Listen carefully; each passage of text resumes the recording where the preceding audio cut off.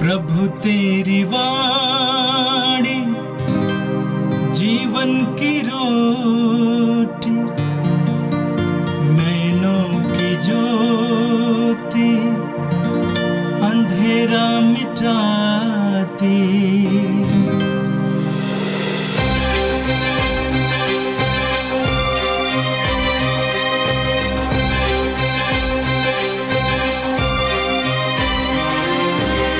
प्रभु तेरी वाणी जीवन की रोटी, नैनों की ज्योति अंधेरा मिटाती। प्रभु तेरी वाणी जीवन की रोटी, नैनों की ज्योति अंधेरा मिटाती। वाणी वाणी वाणी वाणी वाणी पवित्र है, शाश्वत है, जीवन का मन्ना है। 14 मार्च शुक्रवार। पहला पाठ नबी एजेकियल का ग्रंथ, अध्याय 18, वाक्यांश 21 से 28 तक। प्रभु ईश्वर ये कहता है, यदि पापी अपना पुराना पाप में जीवन त्याग कर मेरी सब आज्ञाओं का पालन करता और धार्मिकता तथा न्याय के पथ पर चलने लगता है, तो वह अवश्य जीवित रहेगा, मरेगा नहीं। उसके सब पापों को भुला दिया जाएगा और वह अपनी धार्मिकता के कारण जीवित रहेगा। प्रभु ईश्वर का यह कहना है, क्या मैं दुष्ट की मृत्यु से प्रसन्न हूँ? क्या मैं यह नहीं चाहता कि वह अपना मार्ग छोड़ दे और जीवित रहे? किंतु यदि भला मनुष्य अपनी धार्मिकता त्याग कर दुष्ट की तरह घृणित पाप करने लगता है, तो क्या वह जीवित रहेगा? उसकी समस्त धार्मिकता को भुला दिया जाएगा और वह अपने अधर्म तथा पाप के कारण मर जाएगा। तुम लोग कहते हो कि प्रभु अन्याय करता है। हे इस्राएलियों, मेरी बात सुनो, मैं अन्याय नहीं करता, तुम लोग अवश्य अन्याय करते हो। यदि कोई भला मनुष्य अपनी धार्मिकता त्याग कर अधर्म करने लगता और वह मर जाता है, तो वह अपने पाप के कारण मरता है। और यदि कोई पापी अपना पाप में जीवन त्याग कर धार्मिकता और न्याय के पथ पर चलने लगता है, तो वह अवश्य अपने जीवन को सुरक्षित रखेगा। यदि उसने अपने पुराने पापों को छोड़ देने का निश्चय किया है, तो वह अवश्य जीवित रहेगा, मरेगा नहीं। यह प्रभु की वाणी है। संत मत्ती के अनुसार पवित्र सुसमाचार अध्याय 5 वाक्य 20 से 26 तक। ईसा ने कहा, मैं तुम लोगों से कहता हूं, यदि तुम्हारी धार्मिकता शास्त्रियों और फरीसियों की धार्मिकता से गहरी नहीं हुई, तो तुम स्वर्ग राज में प्रवेश नहीं करोगे। तुम लोगों ने सुना है कि पूर्वजों से कहा गया है, हत्या मत करो। यदि कोई हत्या करे तो वह कचहरी में दंड के योग्य ठहराया जाएगा।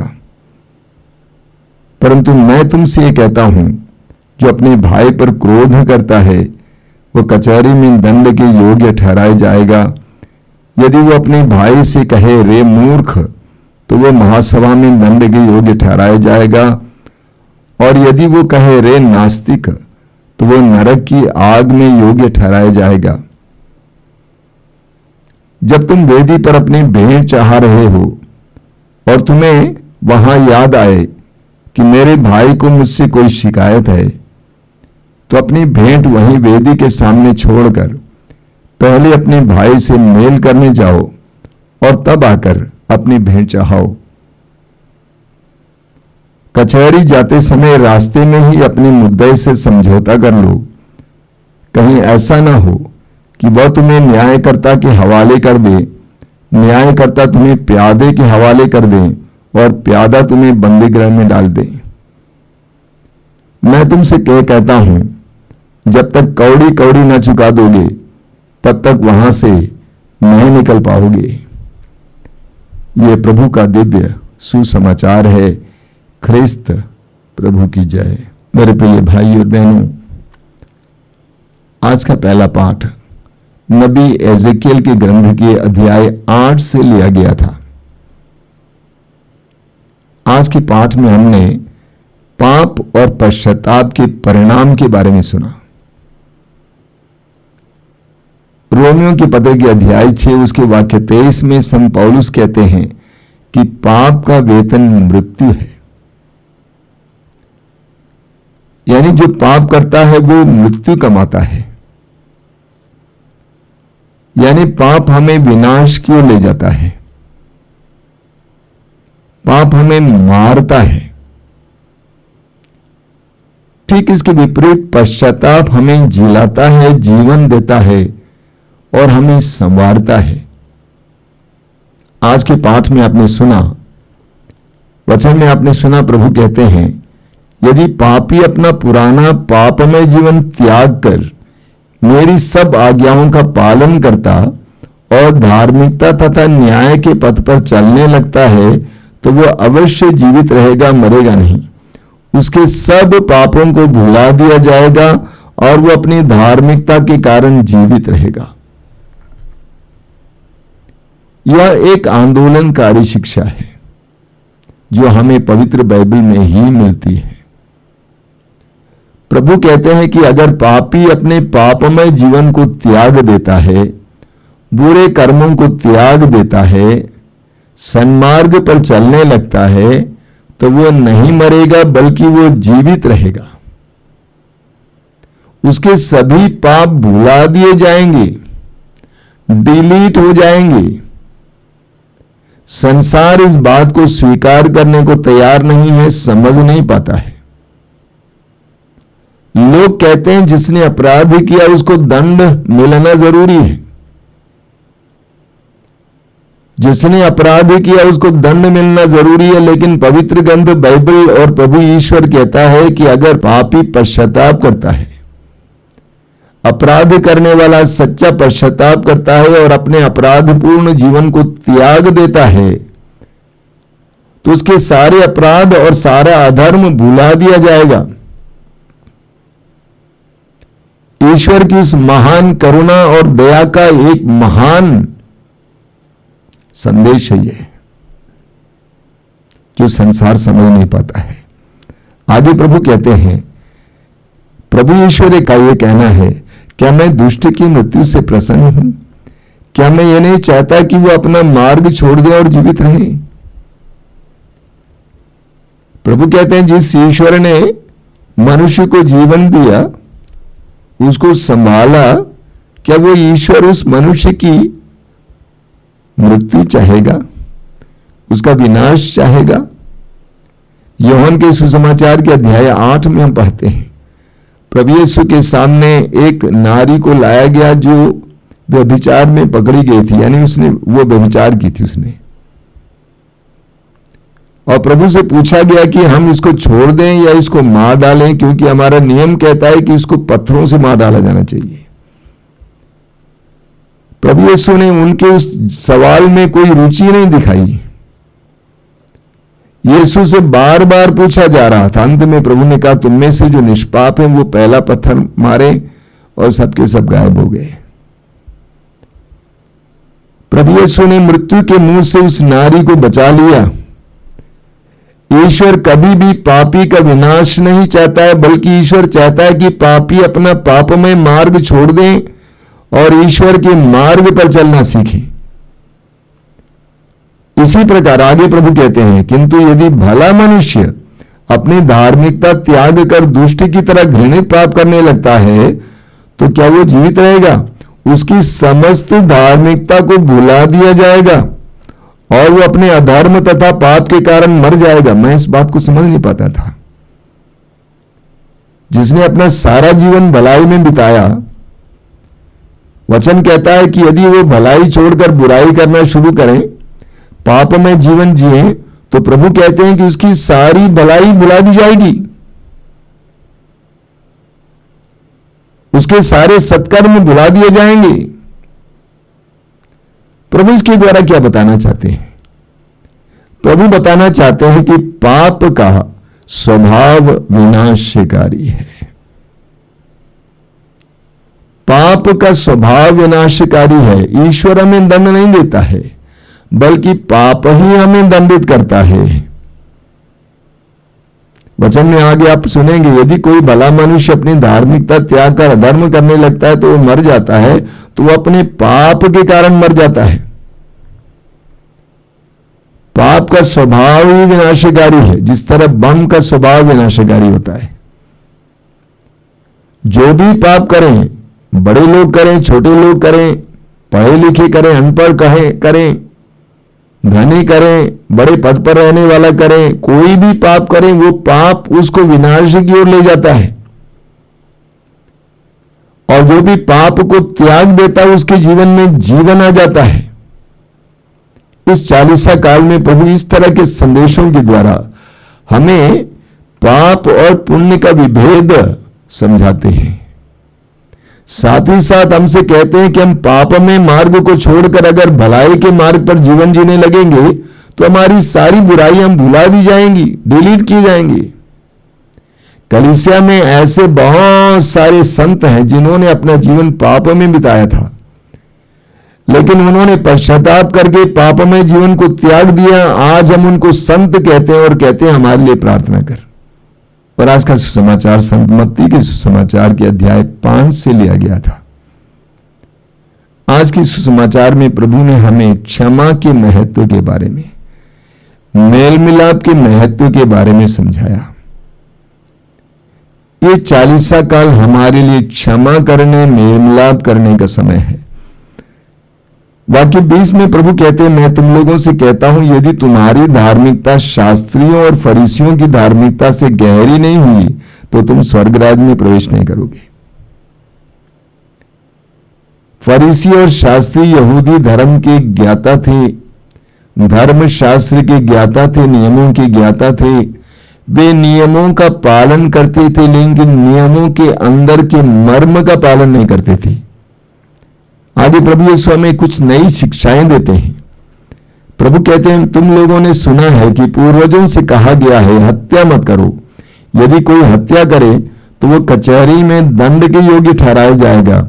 परंतु मैं तुमसे कहता हूं, जो अपने भाई से क्रोध करता है वो कचहरी में दंड के योग्य ठहराया जाएगा। प्रभु यीशु कहते हैं, तुमने सुना है, कहा गया है, हत्या मत करो। जो हत्या करेगा वो कचहरी में दंड के योग्य ठहराया जाएगा। प्रभु ईश्वर के दिए गए 10 नियमों में एक नियम है, हत्या मत करो। अगर कोई हत्या करता है वो कचहरी में दंड के योग्य होगा। लेकिन इस नियम की एक नई परिभाषा, एक नई व्याख्या प्रभु हमारे सामने रखते हैं। प्रभु कहते हैं, परंतु मैं तुमसे कहता हूं, जो अपने भाई पर क्रोध करता है वह कचहरी में दंड के योग्य ठहराया जाएगा। बहुत गहरी बात है, गंभीर बात है। प्रभु कहते हैं कि हत्या और क्रोध करना बराबर घृणित कार्य है।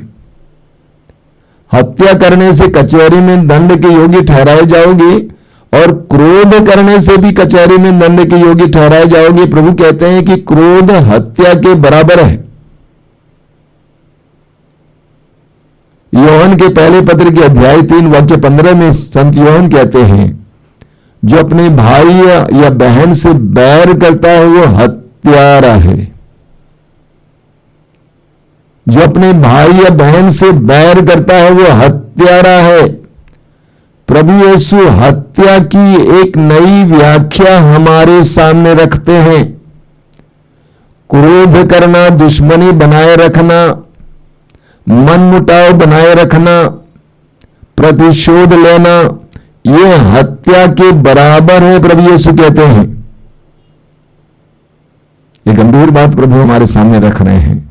मैं सोचता हूं कि हम लोग गंभीरता से इस बात को ग्रहण करेंगे। आगे प्रभु ये भी बताते हैं, यदि कोई अपने भाई से कहे रे मूर्ख या ये नास्तिक, यानी किसी भी भाई या बहन को तुच्छ समझना, गाली देना, यह भी ईश्वर की दृष्टि में बुरा है। वाक्य 23 और 24 में प्रभु यीशु कहते हैं, जब तुम वेदी पर अपनी भेंट चढ़ा रहे हो और तुम्हें वहां याद आए कि मेरे भाई को मुझसे कोई शिकायत है, तो अपनी भेंट वही वेदी के सामने छोड़कर पहले अपने भाई से मेल करने जाओ और तब आकर अपनी भेंट चाहो। प्रभु कहते हैं, जब तुम भेंट चाह रहे हो प्रभु की वेदी पर, अचानक तुम्हें याद आए कि तुम्हारे भाई या बहन को तुमसे शिकायत है, तो भेंट को वहीं छोड़ दो, जाकर मेल मिलाप करो, तब आकर भेंट चाहो। प्रभु क्या बताना चाहते हैं? प्रभु बताना चाहते हैं कि तुम्हारी भेंट बिना मेल मिलाप के अस्वीकृत है। इस तथ्य को बहुत सारे विश्वासी और मसीही भाई समझते नहीं हैं। कर्म कांड की पूर्ति करना, पूजा पाठ करना, भक्ति करना सभी जानते हैं, लेकिन प्रभु कहते हैं कि तुम्हारी भेंट, तुम्हारी भक्ति, तुम्हारी श्रद्धा बिना मेल मिलाप के स्वीकार्य नहीं है। ईश्वर प्रेम है और वो प्रेमी ईश्वर तुम्हारी भेंट को स्वीकार नहीं कर सकता है। इसीलिए पहले मेल मिलाप कर लो।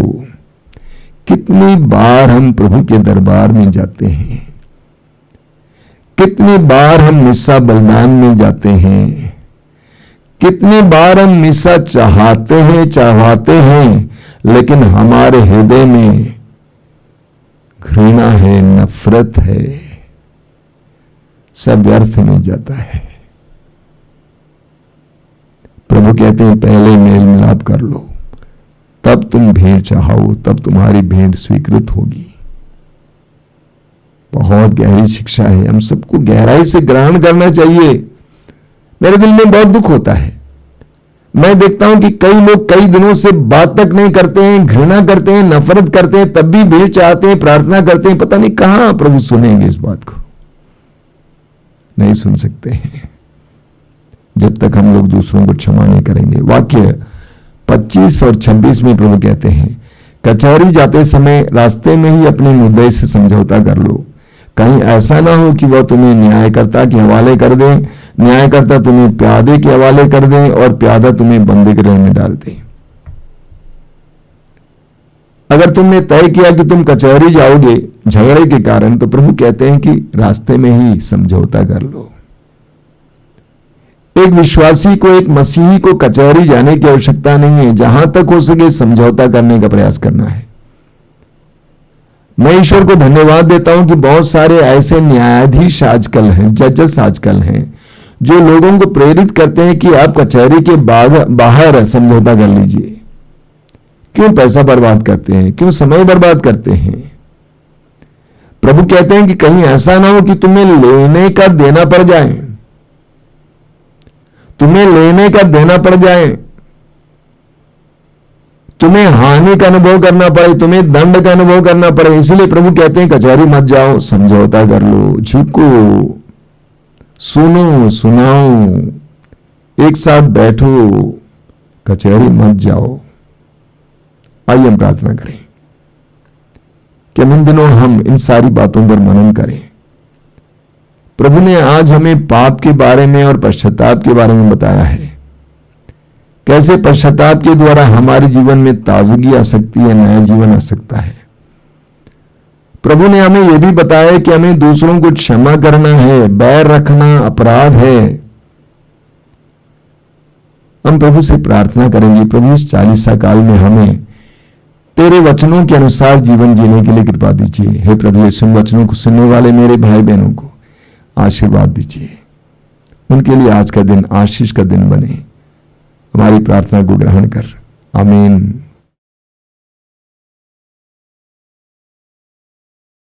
प्रभु तेरी वाणी जीवन की रोटी, नैनों की ज्योति अंधेरा मिटाती। वाणी वाणी वाणी वाणी वाणी